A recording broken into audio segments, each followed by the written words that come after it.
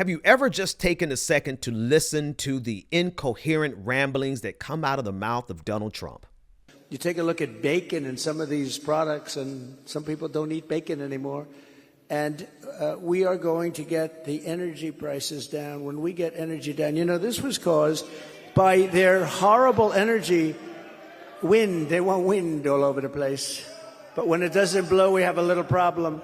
Now, if you think that's bad, listen to Donald Trump's reply to a question from a member of the Economic Club of New York. Here's the question. If you win in November, can you commit to prioritizing legislation to make childcare affordable? And if so, what specific piece of legislation will you advance? And now here's his reply. Well, I would do that, and we're sitting down. You know, I was somebody, we had Senator Marco Rubio, and my daughter Ivanka was so impactful on that issue. It's a very important issue. But I think when you talk about the kind of numbers that I'm talking about, that, because look, childcare is childcare. There's something, you have to have it. In this country, you have to have it. But when you talk about those numbers compared to the kind of numbers that I'm talking about by taxing foreign nations at levels that they're not used to, but they'll get used to it very quickly. And it's not going to stop them from doing business with us, but they'll have a very substantial tax when they send product into our country.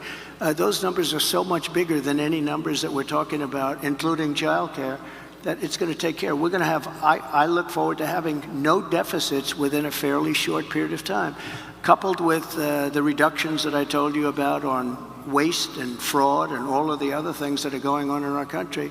Because I have to stay with childcare. I want to stay with childcare, but those numbers are small relative to the kind of economic numbers that I'm talking about, including growth, but growth also headed up by what the plan is that I just told you about. We're going to be taking in trillions of dollars, and as much as childcare is talked about as being expensive, it's relatively speaking not very expensive compared to the kind of numbers we'll be taking in. We're going to make this into an incredible country that can afford to take care of its people, and then we'll worry about the rest of the world. Let's help other people. But we're going to take care of our country first. This is about America first. It's about make America great again. We have to do it because right now we're a failing nation.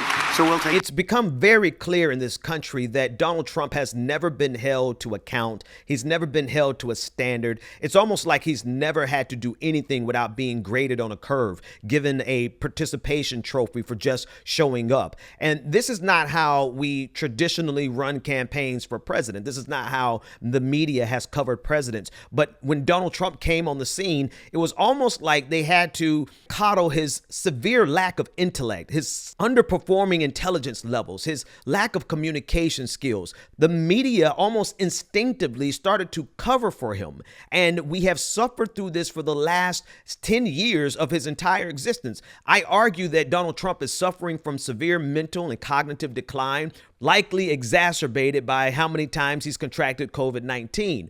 But his incoherent ramblings are nothing new. He has really shown the country that he is not a man of substance and certainly not a man of great intellect, if any intellect at all. But because the media always tries to do a both sides or try to draw an equivalence between the candidates who are running for president, they graded Donald Trump on a curve, and they've been grading him on a curve since he entered the scene.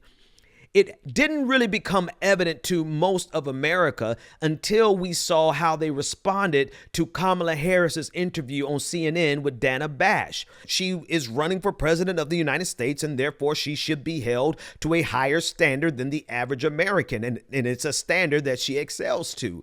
But they don't hold Donald Trump to this same standard. And because it was so painfully evident to the rest of America, it's finally sinking in. Jeffrey Goldberg of The Atlantic, he saw the same thing. I'll call it plainly a double standard that we have in this campaign. We're sitting here parsing, as we should, what the Democratic nominee for president says in an interview, how she answers questions about a whole range of subjects. Meanwhile, this is what Donald Trump had to say this week. Groceries, food has gone up at levels that nobody's ever seen before. We've never seen anything like it, 50, 60, 70%. You take a look at bacon and some of these products, and some people don't eat bacon anymore. And we are going to get the energy prices down. When we get energy down, this was caused by their horrible energy wind. They want wind all over the place. But when it doesn't blow, we have a little problem. Here's the thing. I'll make this observation. I'll own it. If Kamala Harris went from bacon to wind in her interview with Dana Bash, she would this morning not be, the next morning, she would not be the nominee of the Democratic Party. That would have been a very, very strange, people would have been like, what is going on? Do we just have an absurdly low standard now for the things that Donald Trump says and does? It's almost like America is finally waking up to the fact that we have been giving Donald Trump a participation trophy in terms of his incoherent ramblings for far too long. And since it seems like the media is just catching up or is unwilling to do the job of a critical analysis of Donald Trump's incoherent ramblings, I asked my artificial intelligence friend, ChatGPT, to look over the transcript of Donald Trump's speech word for word and to give it a critical analysis and a communication score. And it didn't disappoint. Transcript analysis. The response is unfocused, incoherent, and avoids directly answering the question. Critical thoughts are incomplete, logical connections are missing, and the delivery is muddled with buzzwords and irrelevant tangents. Incomplete thoughts. 5 instances, e.g., childcare is childcare. Childcare is childcare. Trailing sentences. Logical flaws. 6 key issues. No direct answer. Fails to address the specific question on childcare legislation. Off-topic diversions. Frequent shifts to unrelated subjects like foreign taxes and economic growth. Vague references. Mentions Rubio and Ivanka without connecting them to any concrete action. Senator Marco Rubio and my daughter Ivanka was so impactful on that issue. It's a very important Contradiction. issue. Calls childcare important, but minimizes its significance compared to other numbers. Circular reasoning. Claims taxing foreign nations will somehow fix childcare without explanation. Filler buzzwords. Make America great again, and similar phrases add no substance. Make America great again. We have to do it because right now Structure. we're failing.